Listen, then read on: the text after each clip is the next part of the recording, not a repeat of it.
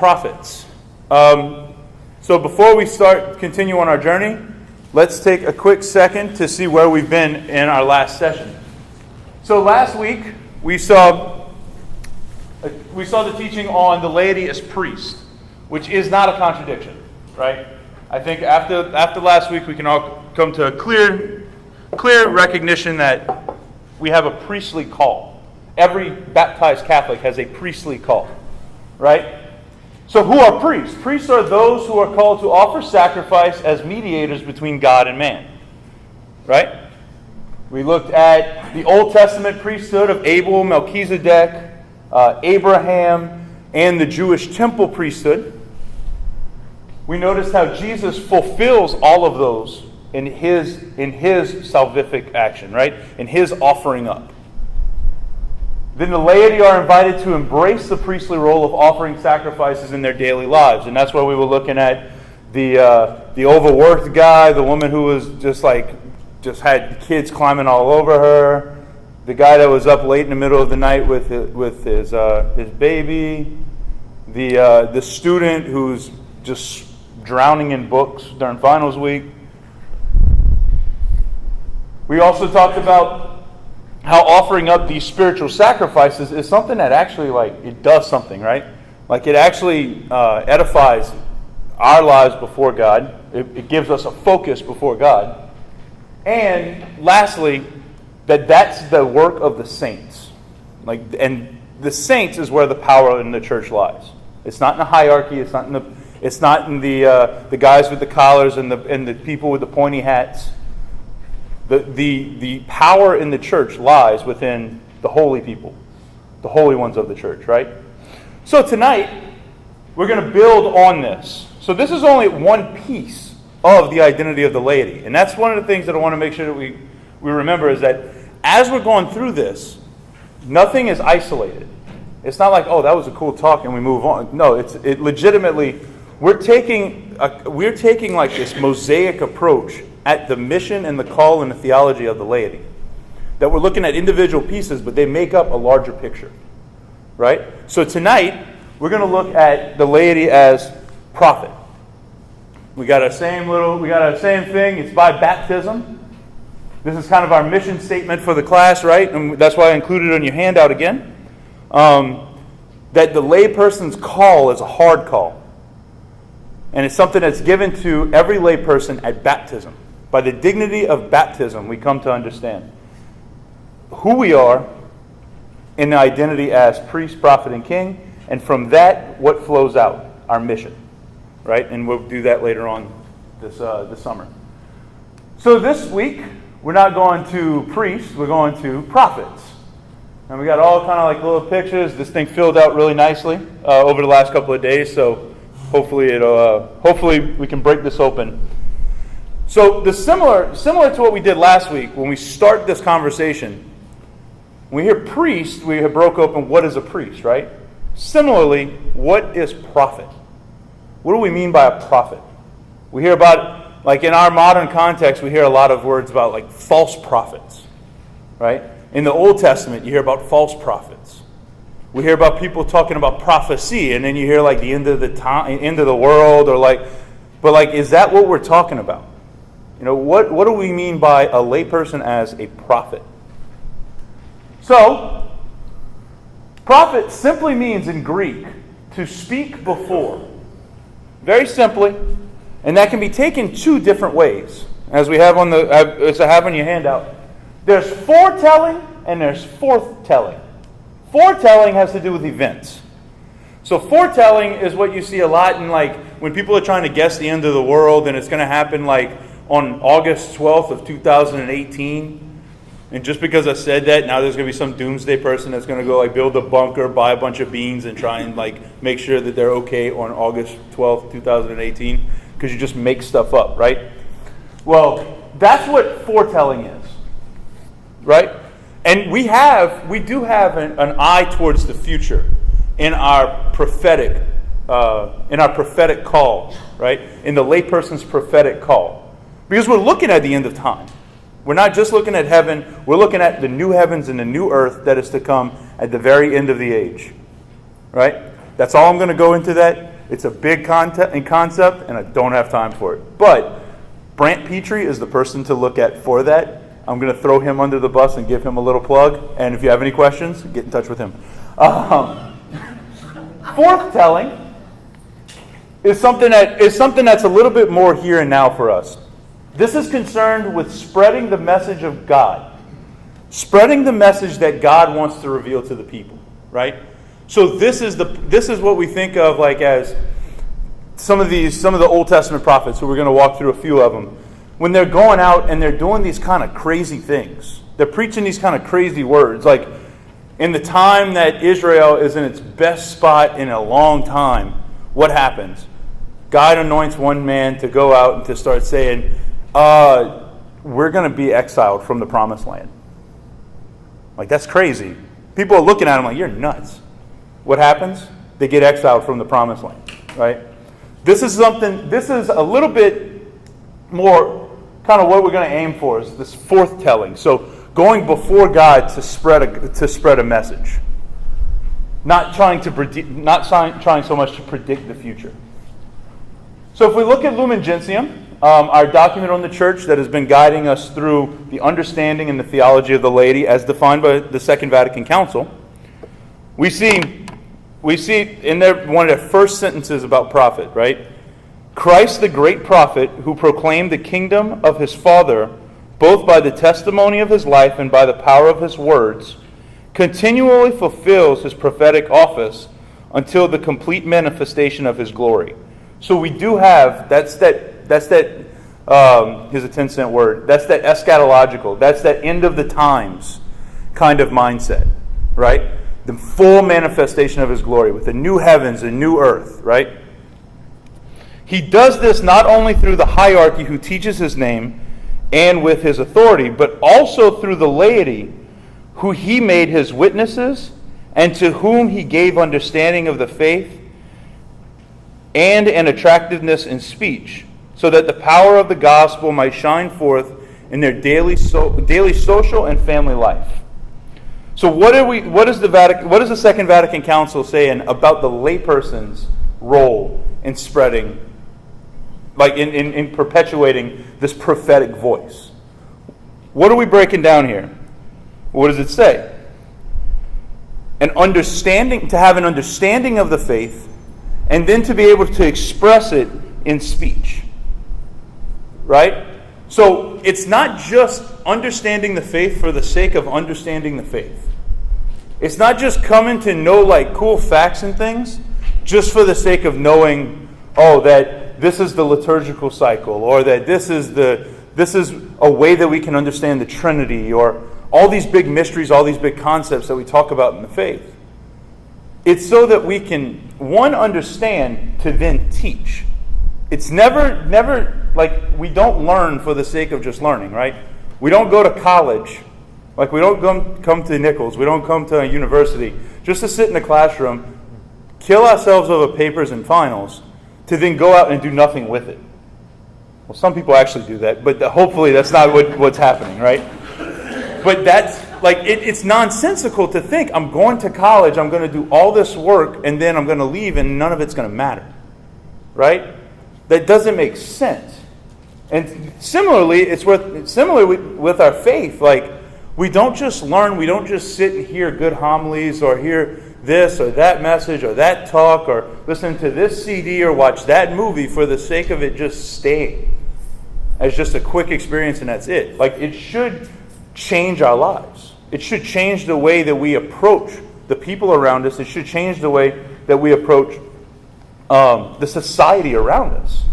And that's what the council's saying is our learning should have an influence on our speech, on the way we act, right?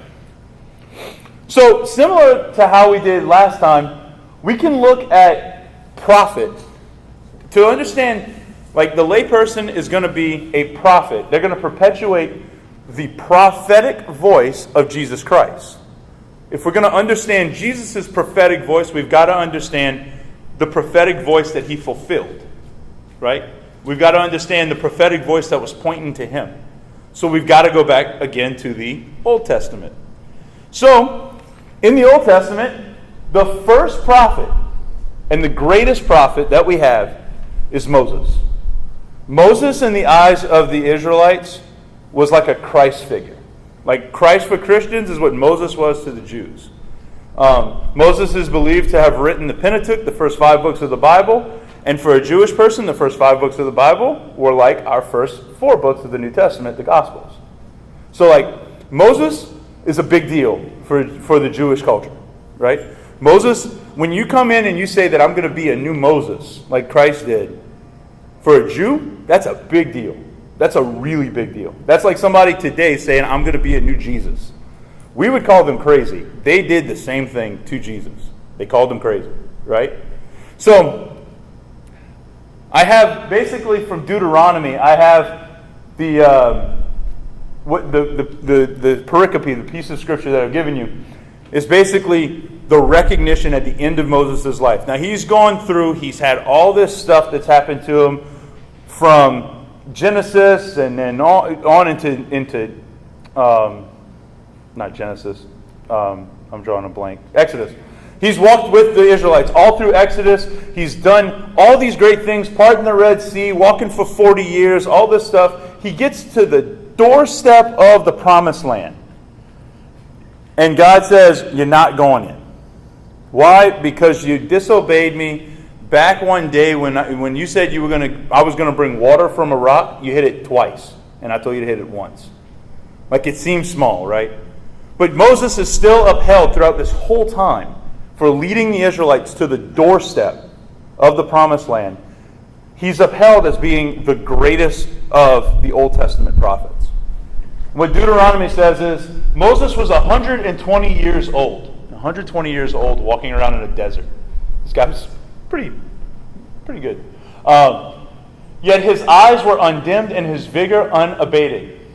Since then, no prophet has arisen in Israel like Moses, whom the Lord knew face to face in all the signs and wonders the Lord sent him to perform in the land of Egypt against Pharaoh and all his servants and against all the land, and all the great might and the awesome power that Moses displayed in the sight of all of Israel. So Moses had this little verse also. A lot of scholars will debate. They'll use this as a way to try and say that Moses didn't write Deuteronomy. Why? Because Moses wouldn't have talked about himself like that at the end of the book when he apparently died in like verse 7. Right? So it would have been somebody else that would have come in and added this kind of like this, like to kind of fill out the legend of Moses. Right? So this is the reputation that Moses had with the people. So Moses had this, like, his contemporaries recognized him as a great prophet, the greatest of the prophets. If we continue into the Old Testament, we come across a few more prophets. I'm not going to take the time to go through all of the prophets because we would be here, like, that's a class in and of itself. Literally, I took a class at Notre Dame called Prophets. So we're not taking that time.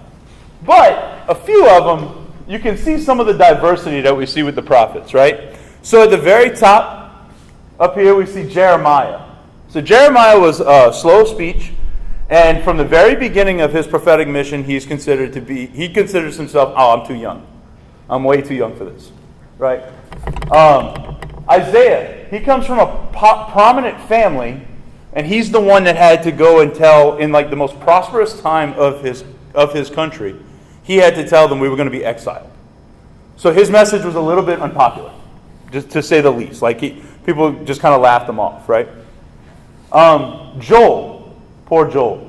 The guy was filthy rich. For his time, he would have been like Warren Buffett rich. Like, this guy is like ridiculously rich. And he loses everything. He never walks away. He never is like, I give up, throws his hands up. But he loses absolutely everything. Daniel finds himself in exile. He finds himself in a strange land. And he's got like this ability to kind of tell dreams. He's got a couple other things. He ends up in a lion's den at some point. He ends up getting thrown in a furnace, I think. But his buddies get thrown in a furnace. He's getting thrown in a lion's den. We got people getting thrown all over the place. What happens?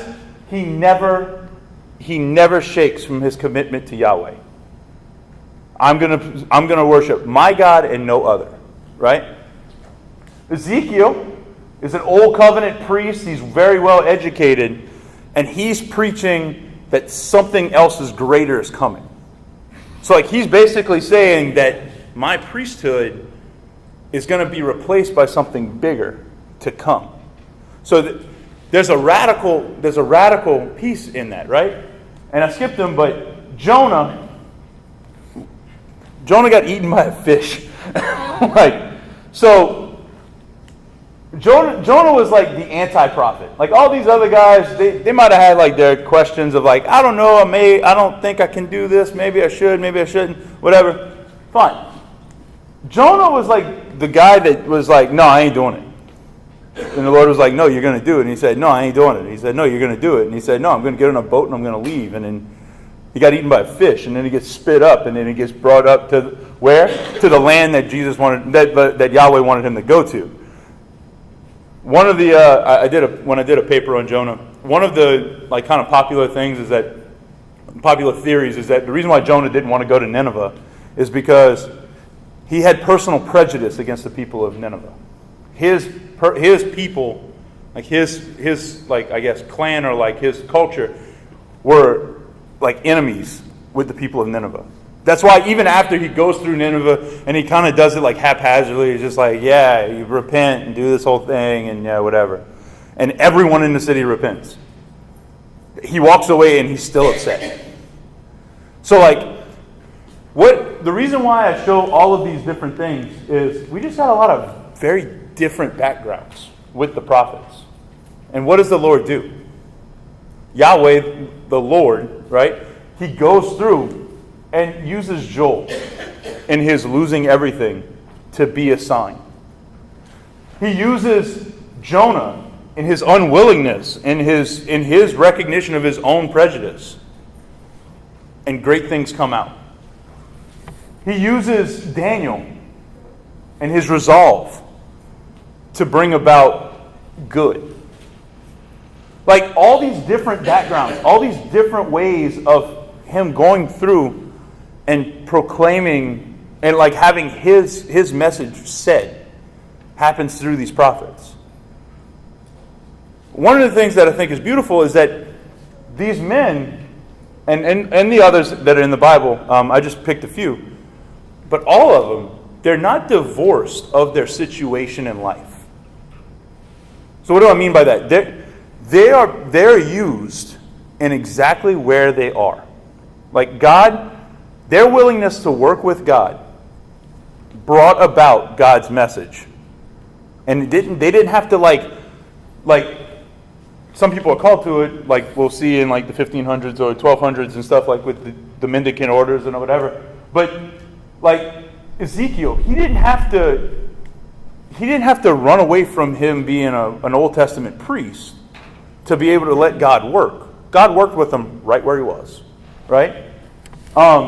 Joel didn't have to, like, he lost everything, but he didn't have to willfully give everything up. God worked with him right where he was, right in his struggle. Same thing, Isaiah.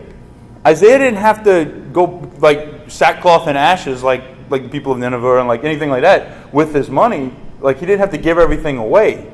God worked it with him right where he was. And I think it's something that we can all take, is that the background, like the context of where we live, what we do in our day-to-day, doesn't matter. God wants to work with us where? Right where we are. The people that we come in contact with every day, that's where God wants to work. One of the people that is the last of the prophets that does this and does this pretty perfectly, pretty close to perfectly, so much so that Jesus basically says, no greater man has lived than John the Baptist. Right? That's what we got right here, John the Baptist. John the Baptist, it looks like he woke up like about 30 minutes ago, hasn't combed his hair and hasn't showered in about a week. But that was because most of his time was spent in the desert, like praying, being close to God, and coming to understand his mission more and more and more, and preaching like the coming of the Messiah, and the Messiah is like coming soon, not down the road. Like, I know him, and I've been knowing him since I was in the womb. Like, he's my blood, he's my family, and he's coming very soon. So his entire life is oriented towards proclaiming Jesus is coming, proclaiming the word coming. In John's gospel, John the Evangelist, that is, not John the Baptist. We hear about John the Baptist, though. And we hear, no one can receive anything except what has been given to him from heaven. This is John the Baptist saying this. You yourselves can testify that I said that I am not the Messiah, but that I was sent before him. The one who has the bride is the bridegroom. The best man who stands and listens to him rejoices greatly at the bridegroom's voice. So this joy of mine has been made complete. He must increase and I must decrease. If there is a motto of the prophetic voice, like what the lay person's prophetic voice is supposed to sound like, it's those last 6 words. He must increase and I must decrease. Like, God needs to work and I don't. God needs to work through me. Through my abilities, through my talents, sure. But he needs to work through me. He needs to be the motivating factor. How is that possible? Like, how is it that we're going to be so intertwined with God that he's going to work and we're going to get out of his way to work? Only through what? Relationship with him. Only through an active and intimate relationship with him. We went right back to where we were coming from. Right? So our mission, like the identity of the prophet, the prophetic identity that every baptized Catholic has that they put on, is first rooted in a relationship with God. It has to be there. Because that is the only way that we can start kind of peeling back the layers so that we may decrease and God may increase. I included that whole part about the bridegroom's voice, the best man, that whole thing. I'm going to plug Brant Petrie again. Christ the Bridegroom, one of the best books you'll ever read. I see a couple of people.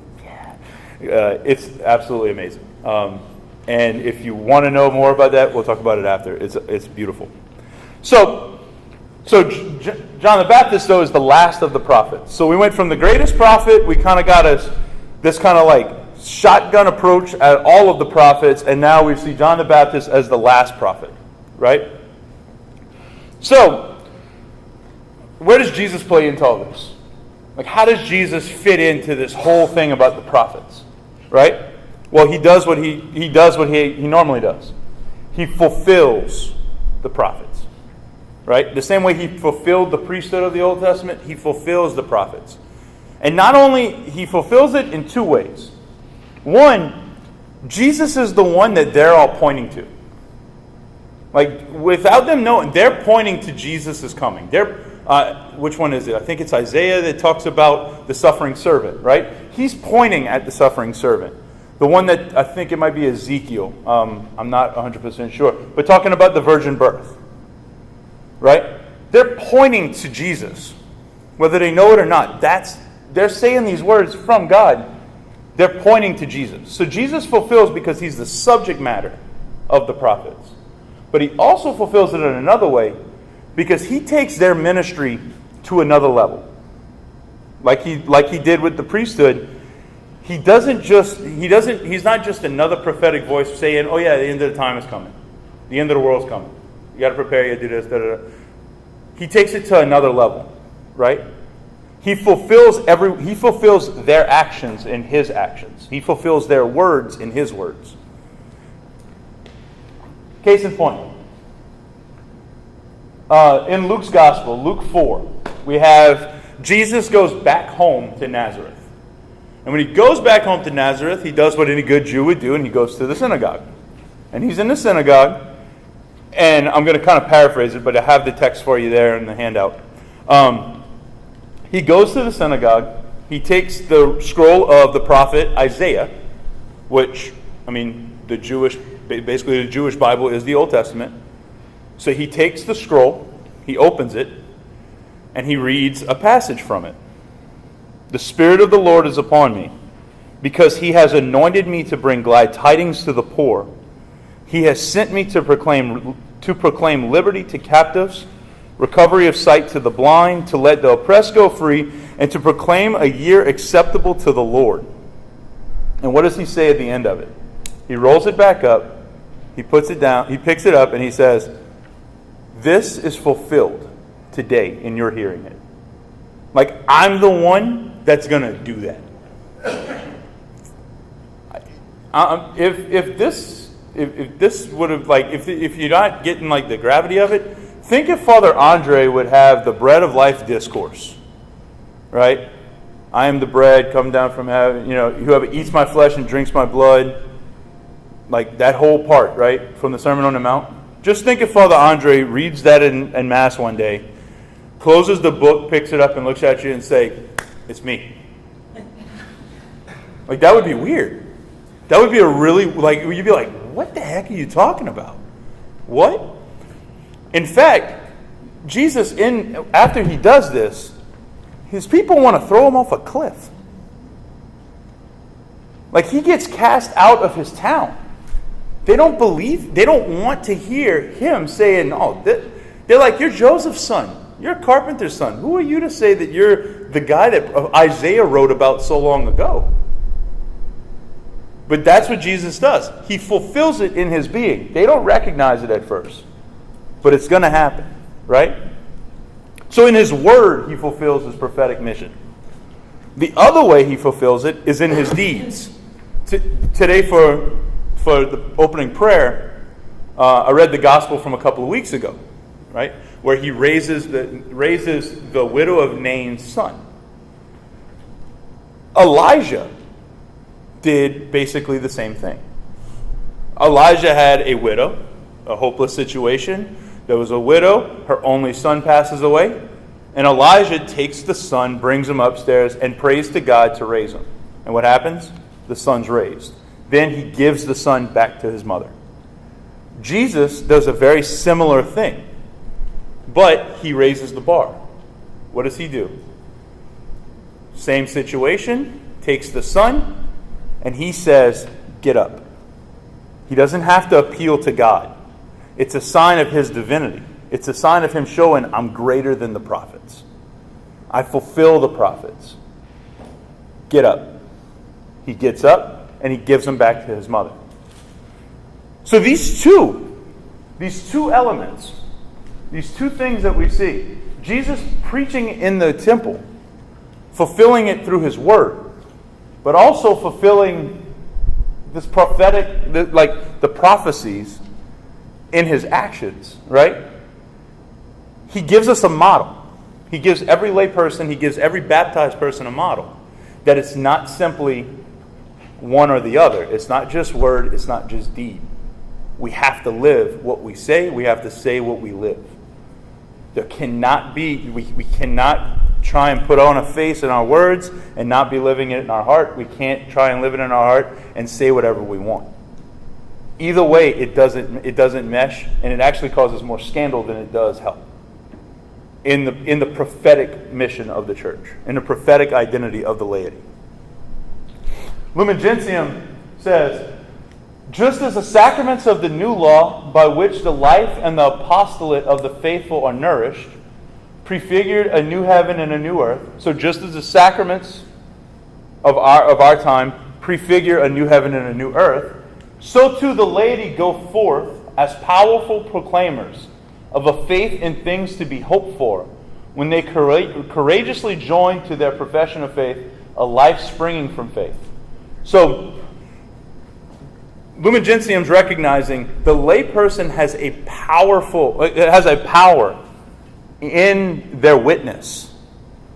That if we're being authentic, if our word, our deed are actually meshing, if they're together, the layperson is a powerhouse in the world, like in the workforce. in the family. The layperson is called to be a holy powerhouse, basically, in all aspects of life. And whenever the prophetic mission, this word and deed, comes together, that's the only way that everything's like producing like it should be. Right? This evangelization, that is, the announcing of Christ by a living testimony, as well as by spoken word, so both word and deed, takes a specific quality and a specific force in that it is carried out in the ordinary surroundings of the world. The layperson is supposed to be basically, if you think about it this way, if we would be in a pitch black room, right, a dark room, there is not a light in a dark room that can be ignored. You have the smallest spark. Even if it's quick, you cannot ignore it if you're in a dark room. Right? That's what the layperson's witness does in the world. Light of the world, right? The salt, the light, the soul, the leaven, all those things that we talked about. But I think the light in particular, you can't ignore it. We can't just pass it by. It can't just be something that's, whatever. Like when a person's truly living an authentic witness as a layperson in the world, in their context, whatever it is, you can't ignore it. We cannot ignore holiness. Pope Benedict used to talk about it in that way, like we cannot ignore holiness in our world. That's why John Paul II, that's why Mother Teresa, that's why when they were on TV, people stopped. You stopped flipping the channels when you saw them on. I want to hear what that person's got to say. Right? That's the call of the layperson as well. It's not just the religious, not just the Pope. Lumen Gentium continues. Consequently, even when we are preoccupied with temporal cares, the laity can and must perform a work of great value for the evangelization of the world.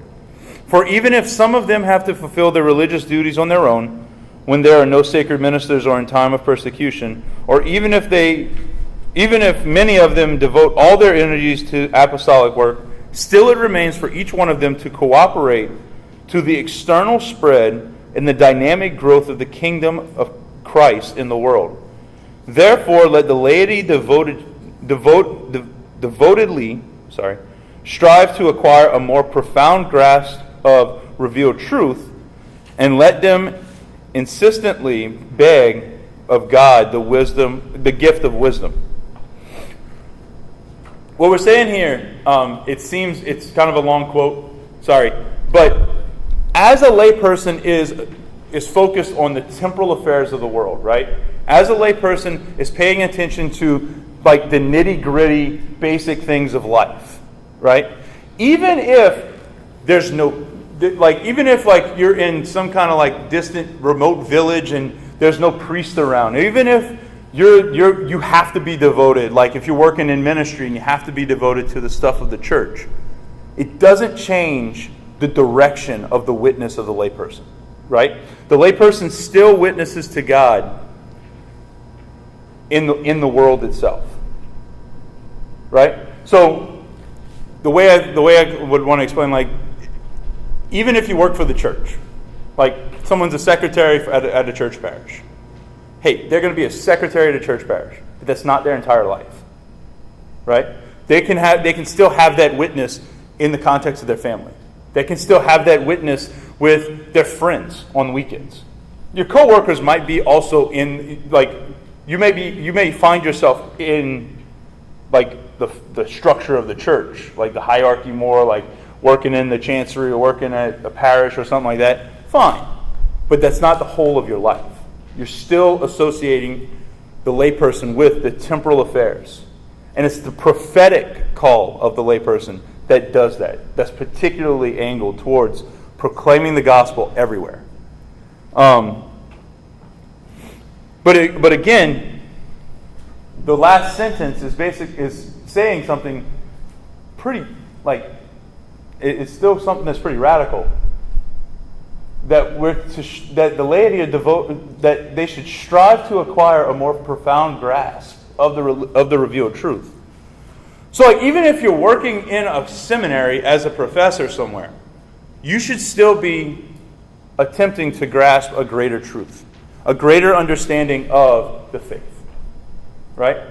Like tonight, this is the perfect kind of thing, hopefully, that you're being able to grasp more truth. I hope I'm not, breaking that off. But, that's the call of the layperson. Wrong button. That's the call of the layperson is to be able to kind of get a better understanding. Why? Not for the sake of just being edified and staying within ourselves, but to proclaim it. But to go forth, word and deed, right?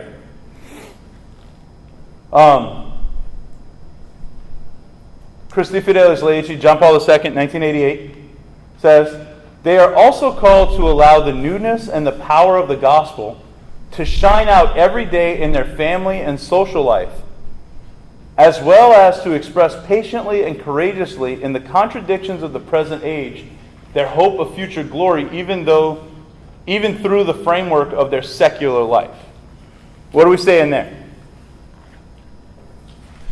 Layperson called to shine out, right? So we got this light image again.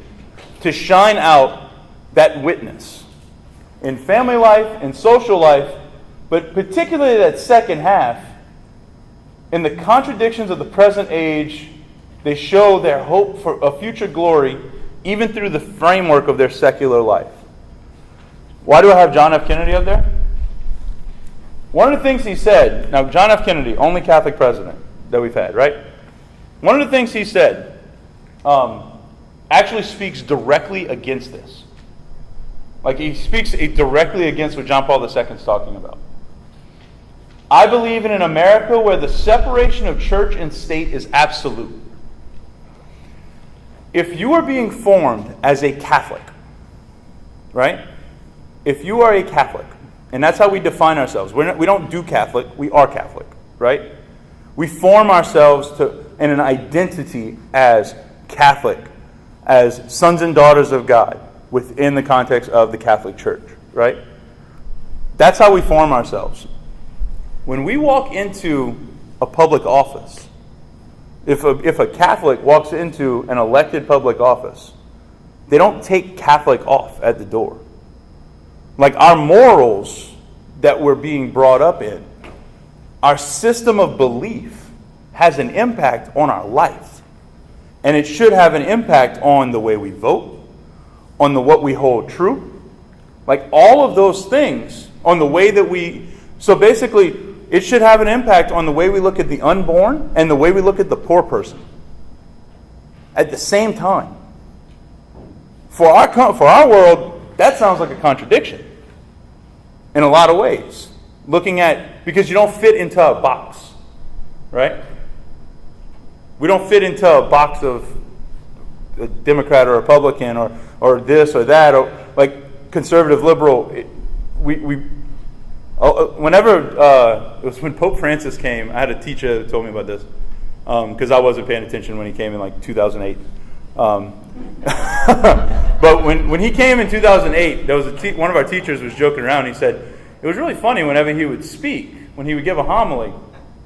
He said Fox News and CNN both were trying to crucify him. And he said it didn't make sense. And one was saying that he was too liberal, and one was saying that he was too conservative.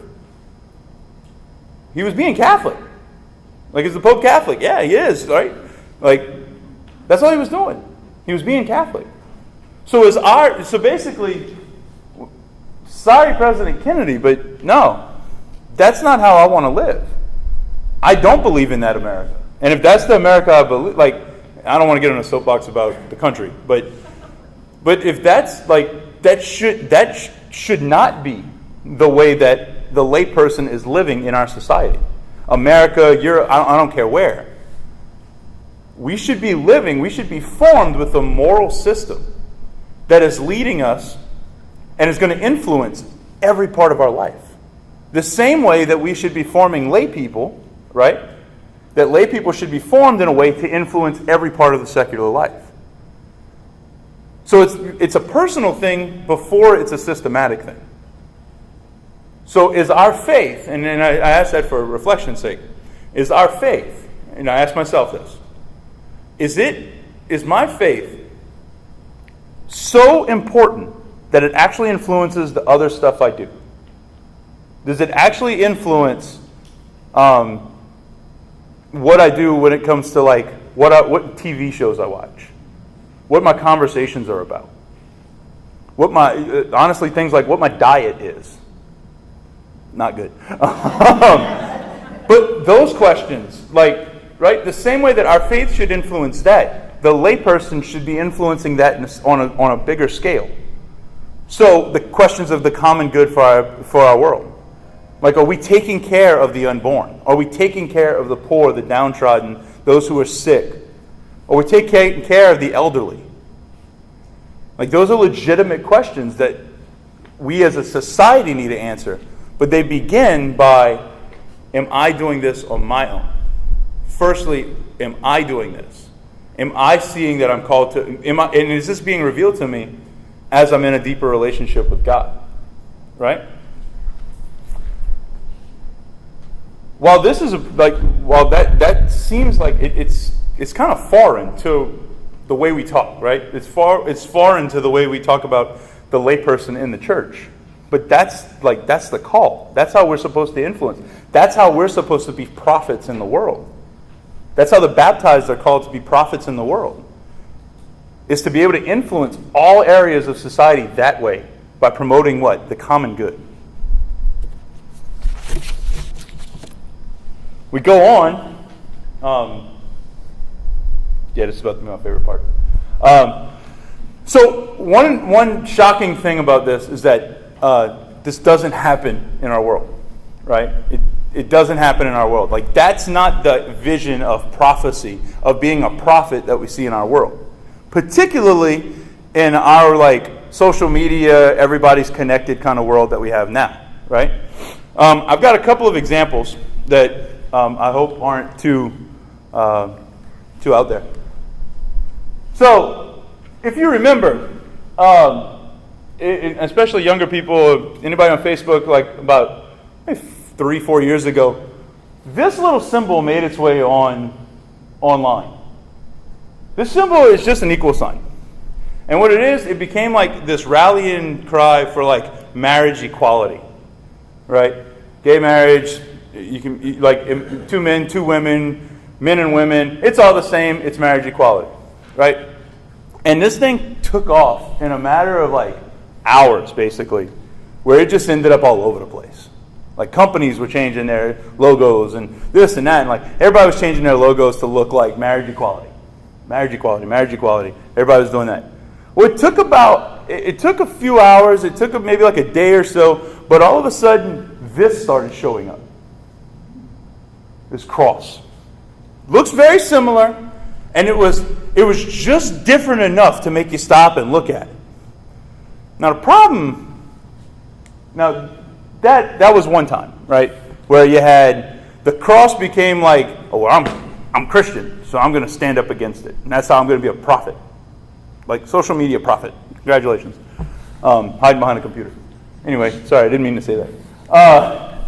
Similarly, last summer, what we had, when the Supreme Court came out with their ruling,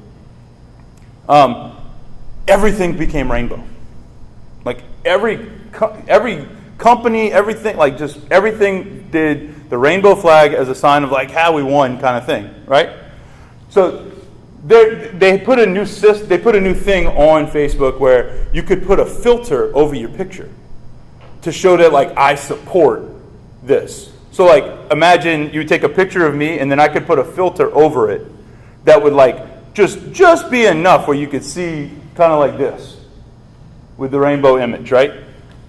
Like, I support the fact that the Supreme Court did this. Again, it didn't take long, but the Vatican flag became kind of like their response to it. That became like, oh, well, I'm not going to buy into that agenda, so I'm going to do my own thing, and boom, oh yeah, again, I'm going to be a prophet online that gets to hide behind a computer. Both of these cases, now, we can't control what the media, we can't control with people's opinions, like on social media, I agree, right? These kind of things are going to happen. What we do, we pray, we fast. Like, that's our response. By doing this and this, all it does, it makes the cross and it makes the Vatican flag in those situations look more like hate speech than anything else. Because a person that's posting that they're excited that the Supreme Court gave this ruling, or a person that's pro-marriage equality, whatever that's supposed to mean, they're not listening to, oh, a cross. Oh, wow, it's a cross. Yeah, that makes so much more sense. Of course I'm against marriage equality. That's not. No one's heart has ever been changed on a Facebook argument. And that's where conversion happens. It happens whenever we meet the person of Christ. It doesn't happen by being just bold enough to change my profile picture. Like, that doesn't work in converting hearts. We pray, we fast. That's the stuff that works. That's the stuff of the saints. So I bring those up because what ends up happening is, in that kind of context, in those kind of like heated kind of debates, right? I'm not saying that we need to be quiet by any stretch of the imagination, but we need to know our audience. Because whenever we do things like the cross or the Vatican flag, what we end up looking like is Westboro Baptist Church. Ask me why you deserve hell. Or, not blessed, just cursed. You're going to hell. God hates you. I did not read that in the Bible ever. Just plain, God hates you. Or my favorite one that I saw when I typed this in, Roman Catholicism is of the devil. It will send you to hell. That's impressive. We are all in trouble. I'm just letting you know. But that's the way that Christianity gets read when it's in these cases. Christianity gets looked at as just like this closed-minded system that is afraid of progress. And we're so much more than that. That's why whenever these things were going on, I was just sitting at my computer like, stop it. Just stop, people. Just stop it. Because you're not doing anything. All it's doing is building up more and more walls. It's not actually bridging any kind of gap between us. Pope said something about that recently, I think. It was, of course, misconstrued. The last one that I have up here was great. And I just think it's too ridiculous to care, like to not bring up. So this is Starbucks. And last Christmas, Starbucks went with just like a little bit of a toned down Christmas cup. And all they did was they made a red cup and they put their green emblem on it. And that's it. Congratulations, green and red. It looks like Christmas. You're drinking peppermint lattes out of it. Like, it tastes like Christmas. It's all good. It's Christmas. That cup caused so many issues. It ended up on every major news thing. Like, people are freaking out because of this stupid red cup. Red cup. The red cup is it was like, what the heck is going on? I have a clip that I'm about to show. And I'm hoping my computer's loud enough. If it's not, we'll restart it. But I have a clip that I'm about to show of, I think it's like just exemplary of how ridiculous this whole conversation was about this stupid red cup. And just enjoy it, and we'll get a good laugh out of it. Hey guys, what's up? Josh Feinstein here. You know, I think in the age of political correctness, we become so open-minded, our brains have literally fallen out of our head. Do you realize that Starbucks wanted to take Christ and Christmas off of their brand new cups? That's why they're just plain red. In fact, do you realize that Starbucks isn't allowed to say Merry Christmas to customers? Well, I decided, instead of simply boycotting, well, why don't we just start a movement? So when I went in and I asked for my coffee, they asked for my name, and I told them my name is Merry Christmas. So guess what? Starbucks, I tricked you into putting Merry Christmas on your cup. And I'm challenging all great Americans and Christians around this great nation, go into Starbucks and take your own coffee selfie.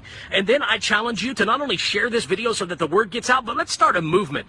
And let's call it, I don't know, hashtag Merry Christmas Starbucks. And I know that by sharing this video and getting other Christians to do it, well, I guarantee that we can make this go around the world. And Starbucks, guess what? Just to offend you, I made sure to wear my Jesus Christ shirt into your store, and since you hate the Second Amendment, I even carried my gun. Yikes. Anyways, guys, please take a... You can't make up stupidity. First of all, let's show these guys. Like, We're not just going to boycott. No, that would make sense. We're going to go in their store and buy their product. You think they care what they write on the cup? First of all. Secondly, to make sure I offend you, I'm going to wear a Jesus Christ t-shirt. The whole gun thing, that's just stupid. But I'm going to wear a Jesus Christ t-shirt. What is wrong with you? Like, if there's anything that won't, like, I'm trying to offend you to get a message across. Has that ever worked? I don't think. Like, Westboro Baptist Church, welcome. You're going to hell. Like, that's basically, I'm going to evangelize by saying, you're going to hell. Like, that's what I'm trying to do. I would say that's the opposite of what we're aiming for when we're talking about the laity as prophets. Right? I think that's like the polar opposite of what we're aiming for. Come on.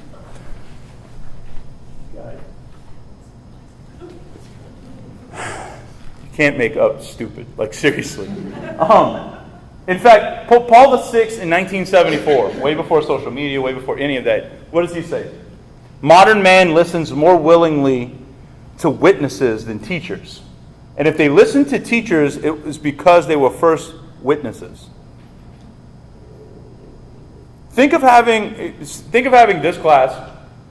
I'm hoping that this is going to be different. Think of having this class with somebody who you just know is not living the faith.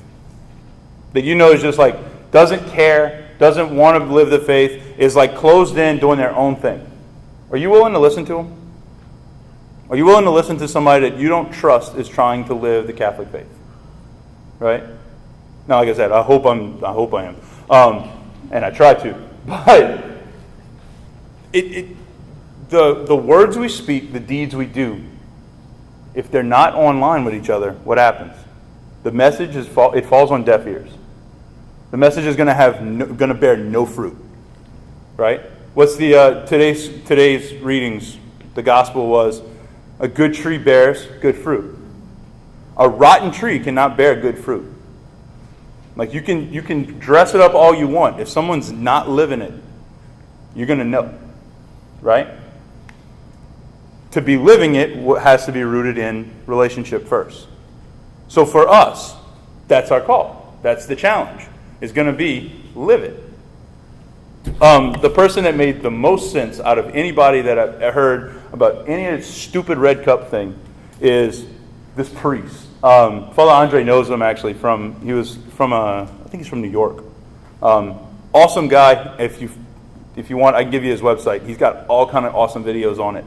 But he actually breaks down this whole question of the red cup, right? And particularly, people getting so aggravated because Starbucks didn't want to proclaim Christmas. And the first thing out of his mouth after he frames that question is he puts it back on us, like he should. And it's a beautiful way. So I encourage you, just listen to it. It's phenomenal. It's a perfect response. Do you think people know what we're doing? Like the priest is making a video about the red cups? I don't think so. Because we live in our own world. We're Catholics. They don't know what we're doing. Nobody knows best. All right, is everything all even? All right, we in focus? Got a lot of lens moving over there, Elizabeth. Hey, it's because you're moving around. I know, you're right. Okay, guys, here in Starbucks, to say quickly a word about the red cup controversy. We want Starbucks to be really clear about the fact that it's Christmas. How clear are we about the fact that God was born into human history? Do we experience that? Do we live that every day? Do we love that, you know? I just want to say quickly, I think that we're sometimes more aware of what we're against and what we fear than what we're for and what we love. I think about the story Brideshead Revisited, where Charles Ryder and a doctor go in to visit an old man who's dying, and they come out from seeing him, and Charles says to the doctor, you know, amazing will to live, huh? Because he was like hanging on, the old man's hanging on. And the doctor says, is that what it is? I think rather it's a fear of dying. And then Charles says, well, what's the difference? And the doctor says, oh, there's every difference. He derives no strength from his fear. You only derive strength from like the will to live and knowing what you're for. So if we want society to be changed by Christianity, it's up to us to really live this thing, to live and know what we're for, really. Our Christianity is a lot like the cup. It's like, it says Christmas, but doesn't say it explicitly. You know it means Christmas, but doesn't really say it explicitly. So too, as Catholics, people know we're Catholic, but we don't really say it explicitly. Like, they say, no, we mean something about God, but we don't really say it very explicitly. We're like the cup. We just sort of generally mean it, kind of bland.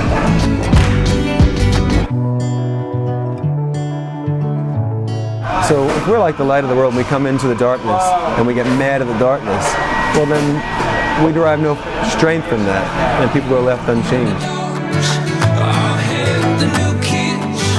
Yeah, so more and more these days actually in prayer I've been thinking like, I'm going to stand before God at the end of my life and be like, I fought against this, I was against, the popular atheism of my day, I fought against the secularization of society, and God's going to go like, great, but, did you love me? Did you love me? And I'm gonna be like, well, I hated this, and I was against this, and I fought against this. He's like, I know, but did you love me? And I think the thing is, only when we really love God, I mean like God, like His church and like His teachings, then the world will begin to change. The world is waiting for us to love God. In the meantime, to get mad at the world, for being itself, I think would be a distraction.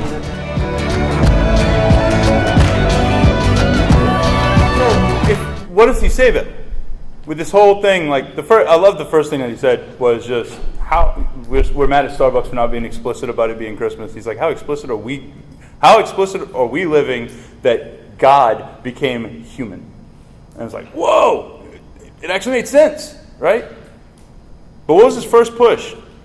He said, like, I'm going to go, at the end of our life, we're going to be somewhere, and we're going to stand before God, and we're going to say what we were against. Is that how we define our Catholicism? Is that how we define our role as laity? Is that I was against abortion, I was against gay marriage, I was against this, I was against that, I was against. Or is it like, I loved God? Are we against all the social issues, or are we for God? Are we against all the popular secularism, like he had said, or are we for Jesus? Like, we bear the name of Christ, Christians. Are we for Him? Or are we just anti everything else? Like, it's a very powerful statement that he's saying. And all of that other stuff, like all of those Facebook arguments and all the you're going to hell speech and all, like, what is it? I'm against everything else. That's not Catholicism. That's not our faith. That's not what we've been handed on. That's not why the apostles didn't die because they were against a bunch of things. The apostles were killed because they were for Jesus above all else. Like, they were called to be the ultimate prophetic witnesses. All the martyrs were called to do what? They gave their life up for the faith. Why? Because that was what they were living for. It's not because of something else. Pope Benedict talks a little bit about this. In 2008, I think it was. I may have the date. No.